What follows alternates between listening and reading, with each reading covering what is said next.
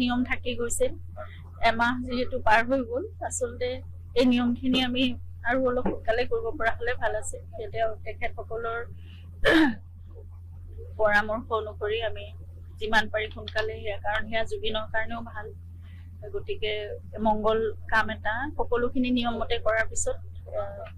এমাহ হৈ গ'ল কাৰণে আমি পৰিয়ালৰ তৰফৰ পৰা কৰাৰ সিদ্ধান্তটো ল'লো সোনকালে আজি যোৰহাটতো কৰিছে কাৰণ যোৰহাটলৈও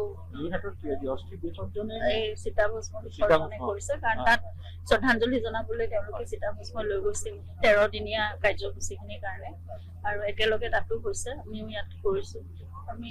সম্পূৰ্ণভাৱে আৰু এটা কথা আপোনালোকে কৰি দিব পাৰে মহৎ লোকৰ ক্ষেত্ৰত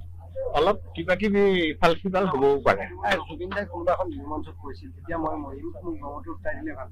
কি ধৰণেৰে কথাবিলাক তেওঁ বিচৰা ধৰণে ব্ৰহ্মপুত্ৰ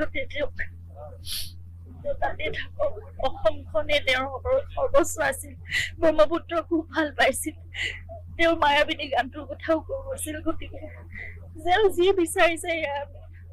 সকলো নিয়ম মতে কৰিবলৈ চেষ্টা কৰিছো শান্তিৰ বাবে প্ৰাৰ্থনা কৰিছো ঈশ্বৰৰ সন্তান ঈশ্বৰৰ ওচৰলৈ গৈছে ভগৱানে তেওঁক শান্তিত ৰাখিব তেওঁ আৰু কি কাৰ্য আছে বেলেগ এখন পৃথিৱীত সেয়া কৰিবলৈ তেওঁক হয়তো লৈ গৈছে কিবা এটা ডাঙৰ উদ্দেশ্যৰে সেইখিনি কৰিব কিন্তু মোৰ বিশ্বাস তেওঁ আমাৰ লগত জন্ম জন্মান্তৰলৈকে তেওঁ সদায় আমাৰ লগত থাকিবই আৰু আমাৰ লগত আমাৰ ওপৰত তেওঁৰ আশীৰ্বাদ সদায় থাকিব আমাক সদায়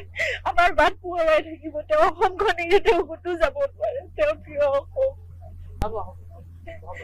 কালি এটা শূন্যতা বুলি আপুনি এটা পোষ্ট কৰিছিলে আপুনি ভবামতে হোৱা নাই নহয় মোৰ পৃথিৱীখনটো তেওঁৰ অবিহনে মোৰ পৃথিৱীখন মোৰ যিটো অনুভৱ মই সেয়া কৰিছো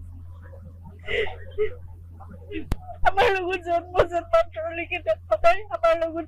থাকিবই আৰু আমাৰ লগত আমাৰ ওপৰত তেওঁৰ আশীৰ্বাদ সদায় থাকিব আমাক সদায় আমাৰ বাট পোহৰাই থাকিব তেওঁ অসমখন এৰি তেওঁ ক'তো যাব নোৱাৰে তেওঁৰ প্ৰিয় অসম এইটো এটা নিয়ম